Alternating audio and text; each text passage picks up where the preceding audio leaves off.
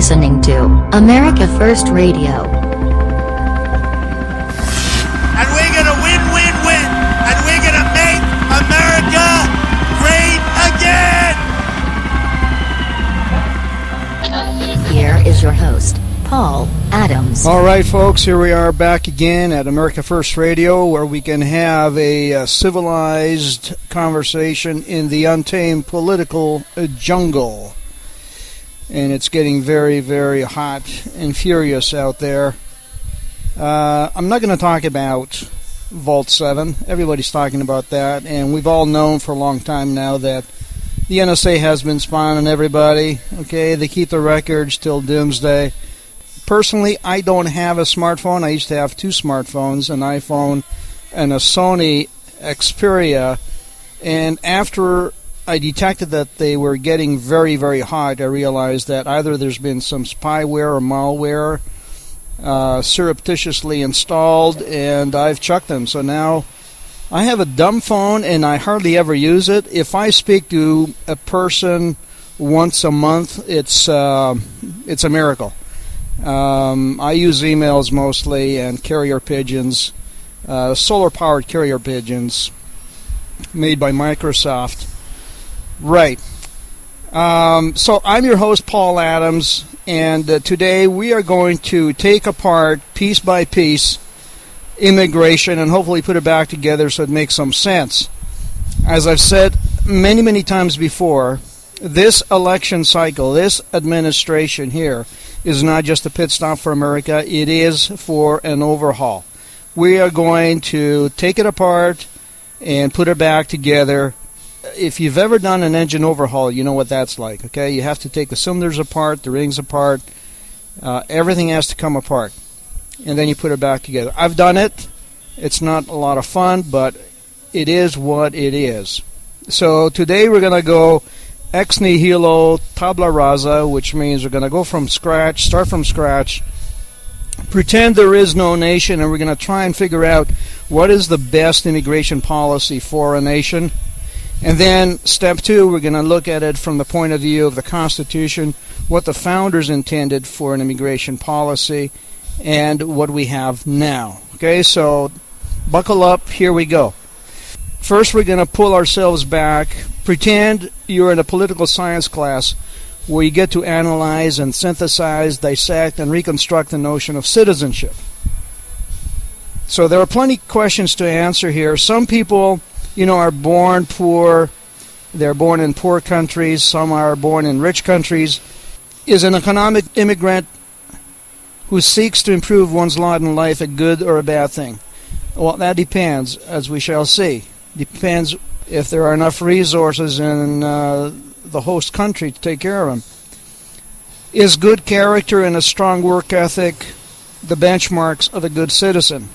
Does being born in a rich country guarantee one good character more than being born in a poor country? If that is the benchmark, good character. What about patriotism? If we look at patriotism as the benchmark of citizenship, then can one be a patriot and not a citizen? And some would argue, well, some of the founding fathers were patriots, but they were not citizens yet. Then we have to ask ourselves, is immigration and naturalization the sole purview of a federal government, or is it also the purview of the states or local government? Do the states have a right to admit immigrants and grant them rights like driver's licenses, health insurance, work permits, and also compel them to pay taxes as long as those taxes eventually are remitted to the federal government? And here we must pause as we defer to the Constitution. We have to take a sidebar, look at Article 1, Section 8, and Section 10. In Section 8, we have declarative clauses which prescribe the powers for Congress, which include naturalization of citizens. And we would have to define these citizens as federal American citizens, not state citizens. In Section 10, we have a list of restrictive clauses which essentially strip the states of the powers they once enjoyed under the Articles of Confederation. For example, the states can no longer emit bills of credit, make anything other than gold or silver as standard for payment, etc. But there's not a word on immigration. Now, there was a time when people were classified as American nationals and American citizens. What does citizenship really confer? If, according to the 14th Amendment, persons and citizens are entitled to the same rights, what does that really mean in our day? Because at the time the Constitution was written, if the Founding Fathers were to be confronted with a notion of illegal immigrants, they would have laughed. They would have said, what are you talking about? Illegal immigrants? We want as many people to come into the United States as possible. We want an exploding population, whether they're legal or illegal. What are you talking about? And even when the 14th Amendment was written, this notion of illegal immigrants was foreign. It was purely a theoretical definition, because all that the 14th Amendment did was confer citizenship to the slaves. We have to remember, at the time the 14th Amendment was written, any immigration, legal or illegal, was condoned and encouraged as America desperately needed to increase its population. At the time, there were no social safety nets in place, which could be overburdened. So the concept of being American was rooted in the desire, above all, to be free from the tyranny of a monarchy. That's what people were fleeing from. So the only test of citizenship back then was love for country. Now, things have changed with time. Now America has become more of a welfare magnet, which opens up a huge can of worms. If patriotism is the golden benchmark, the golden standard, irrespective of how much a citizen depends on government welfare, or how useful or productive that citizen is, what do we do with people who are not patriotic, who know nothing about their history or civics? Are citizens in absentia who live abroad really citizens? Is dual citizenship permissible? And we have to ask ourselves also, is it admissible at all in governmental circles for people who are employed in the government? My answer is a definite no. So these and other questions come to mind as we delve into this topic. So, I see citizenship in terms of what I call a spectrum, the citizenship spectrum. On one end of the spectrum, you have the undesirables, and on the opposite end, the polar opposite, you have those that are must-haves, the patriots. It's a bit like picking a team when you were a kid, when you were going to play baseball. Remember how you picked the best, the most agile, the fastest, and then you had the runts, little Timmy who was, 3'2" and limped. Same idea. So we are going to look at citizenship here in terms of good, better, best. Let's look at one end of the spectrum, the undesirables, shall we call them, or less desirables. We have what we would refer to as natural-born enemies. These are people who are born within the United States, but they only seek to take advantage of it or even destroy it. They are either serial criminals, welfare fraud artists, communists, sociopaths. They get elected in order to rape the nation and enrich themselves. They are con artists with a smile that muscle their way into power, etc. You get the idea. But they're still citizens. There are also those who seek to immigrate in the United States in order to subvert it. Again, these are the enemies of the nation. These people are generally characterized as takers as opposed to givers. They don't ask, what can I do for my country? What their main concern is, what can the country do for me? Should these people be called citizens simply because they were born in the United States? Yes, these people are given safe harbor and they have access to all the safety nets simply because they're born in the United States, which begs the question, how low can the bar be lowered before citizenship is retracted, withheld, or forfeited? Also, we can ask, should there be incentives for model citizens, for those who are at the opposite end of the spectrum? For example, if we're to base our criteria on how much of a burden a citizen is to the nation's safety nets, should citizens who care for their health, are not obese, do not smoke or drink, don't do drugs, who exercise regularly, should they be granted a lower health care cost? Now, it would be similar to people who enjoy lower car insurance premiums for not having moving traffic violations or accidents. So we briefly touched on the takers, the less desirables. We talked about incentives and penalties for model citizenship and undesirable citizens. On the other end of the spectrum, we have what we would refer to as the patriots, the type of people you just have to have in your team. They understand and love American history, the Constitution, civics. They may have served in the military and sacrificed their time and means as volunteers in their communities, in elections. They contribute to the public good, which incidentally, that's how we get the word republic. It comes from the Latin res publica. Res means affairs or well-being, and public means, obviously, the populace. So such people won't be caught dead trying to defraud the system, and at every turn, they would rather be self-sufficient than depend on government assistance. They understand there's no guarantee of success. They take risks. They understand that their God-given talents can only blossom when they are self-sufficient, not dependent at every turn on a handout. So these are the two ends of the spectrum, the polar opposites. And in between those polar opposites, we have the masses whose lives are a combination of these two extremes. Typically, most people know nothing about American history or civics. They couldn't care less who is elected.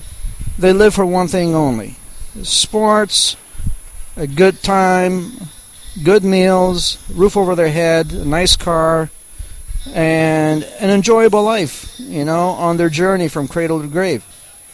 They seek to work hard and play hard. They are altruistic sometimes and selfish other times. And that's what America is all about, to have the freedom to be whatever you want to be. But for the most part, these are salt-of-the-earth people. They are simply people who take much of what America stands for granted.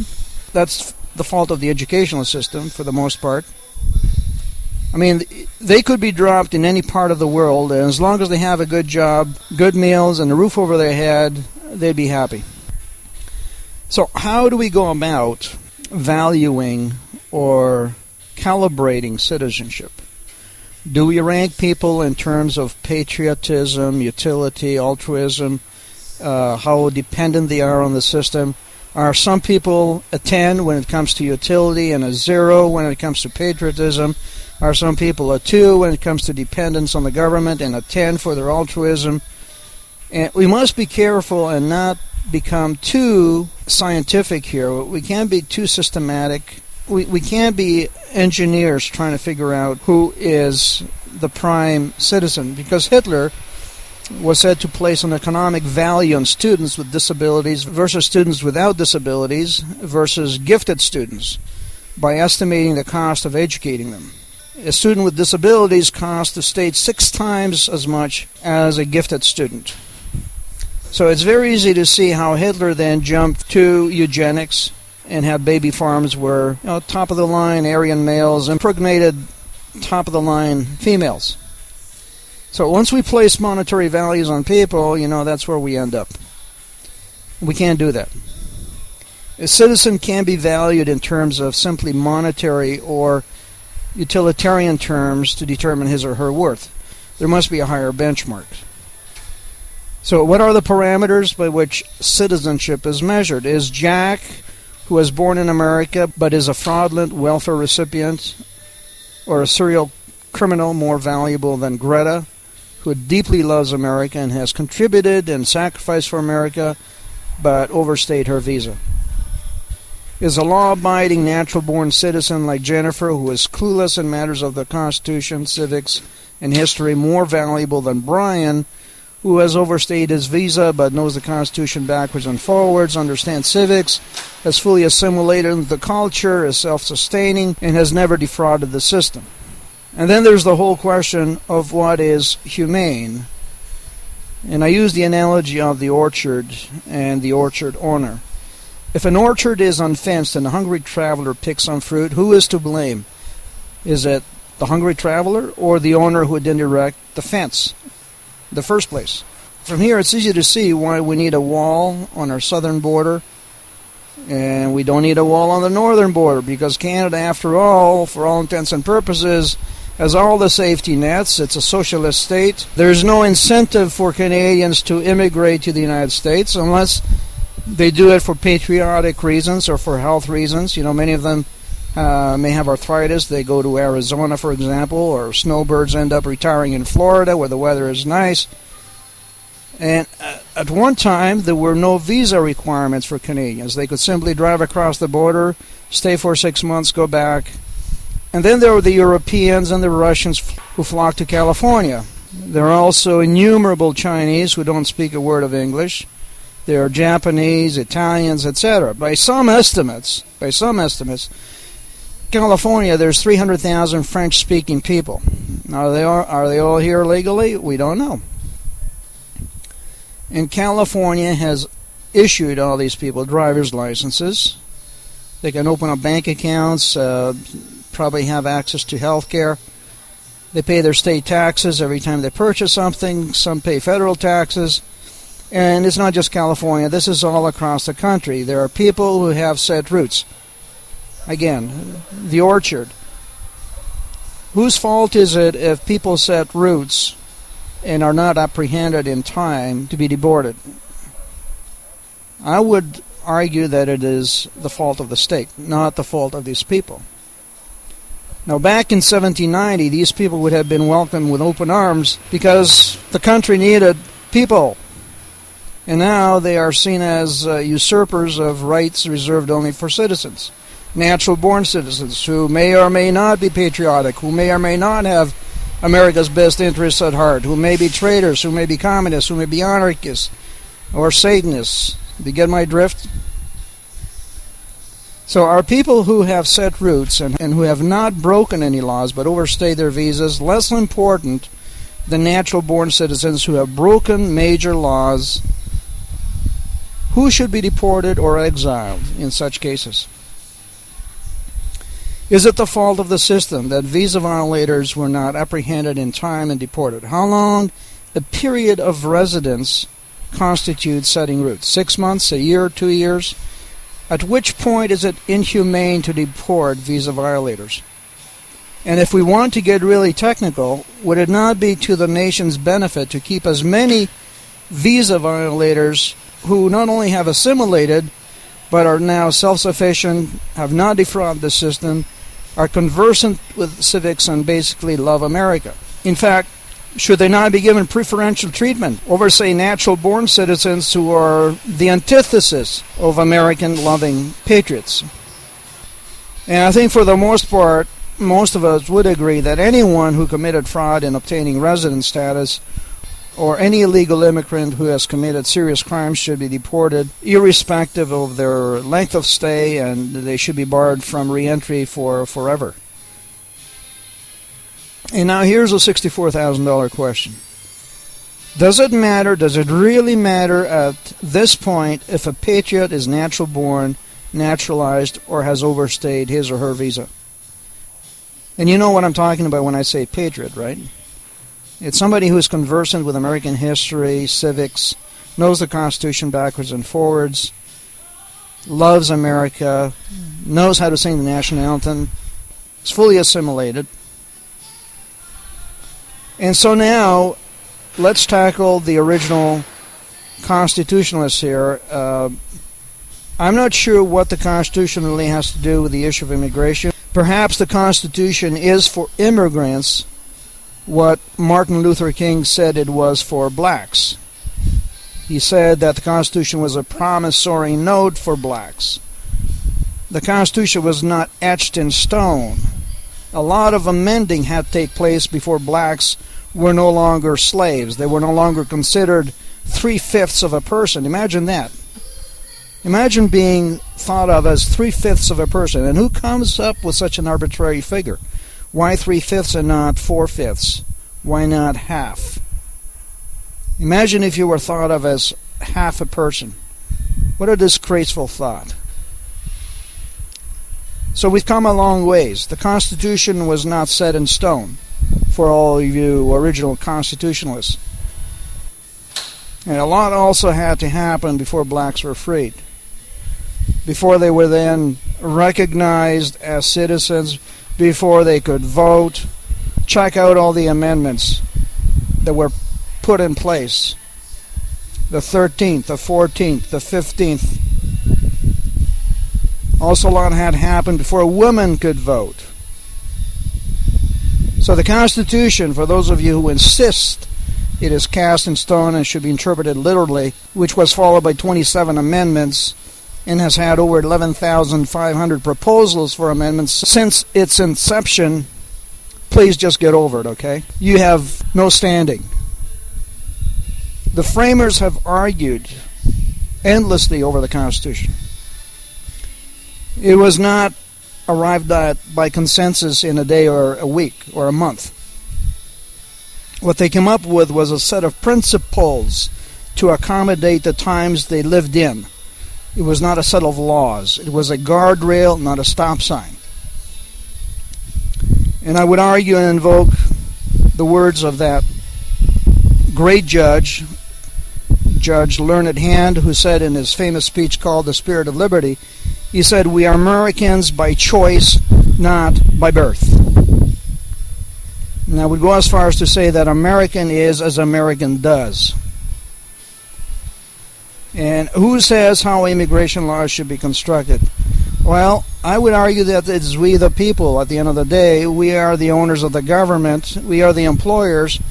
How best to come to agreement on what is and what is not an acceptable immigration policy than to leave it up to the people. Let the people decide in a referendum. Give them power and ownership, empower the people. That's what the Constitution was meant for. It's the primordial, quintessential principle of the Constitution, to empower the people. Let's stop beating around the bush on that. So get them involved in their Constitution. They may decide that the state citizenship is a first prerequisite to proceed as citizenship in the Union. They may decide that allegiance to a state first should act as pathway to citizenship in the federal United States. They may decide a number of things which we haven't even contemplated. But that's how you give the government back to the people. That's how you empower the people. That's how you instill self-reliance and direct democracy, and that's how you take the power away from the autocrats, the globalists, and the easily bribed and blackmailed representatives who couldn't act on behalf of the people of America if America was ablaze and freefall, which it is. And hopefully President Trump will put out all the fires. I'm doing my part. I'm just standing here with a hose trying to put the fires out. I'm just using my noggin and the gifts and talents God has given me and doing my darnest to wake people up. What are you doing? What are you doing? What are you doing? Are you spectating? This is, if there's one thing that pisses me off in this time of our history, is people who just spectate. They're not involved. They're not on the social media. They're never mind out in the 3D world, you know, going out marching. We're not asking you to do that. What about going out in the social media? Get on Twitter. Follow some of the big voices out there and retweet their tweets.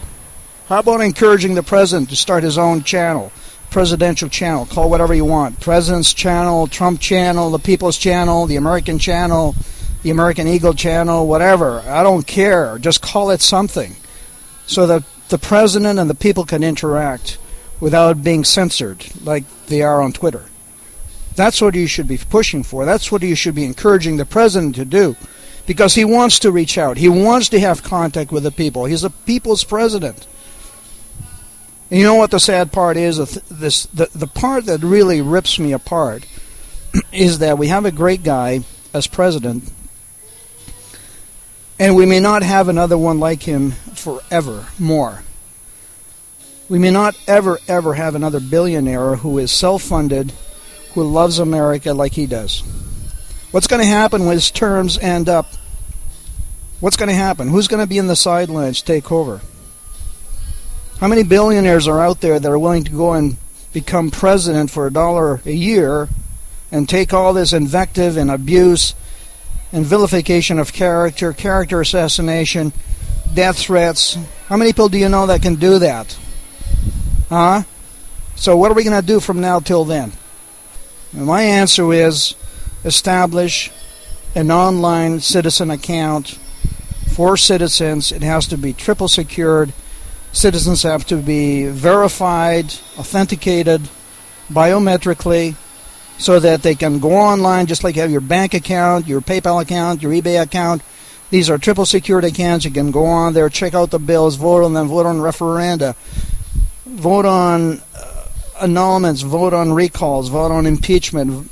Just be active, be part and parcel of the government, because the government is yours. You are the employer. You own the government. It belongs to you. The Constitution was written at the behest of the people. Read the preamble of the Constitution. What does it say? So did I miss anything? Yeah, I think so. If we ever discover a tribe of cute three-toed pygmies who practice cannibalism as part of their religion, I suggest we keep them out of the nation. This is just my personal thinking. It's just me. Maybe a referendum would be in order.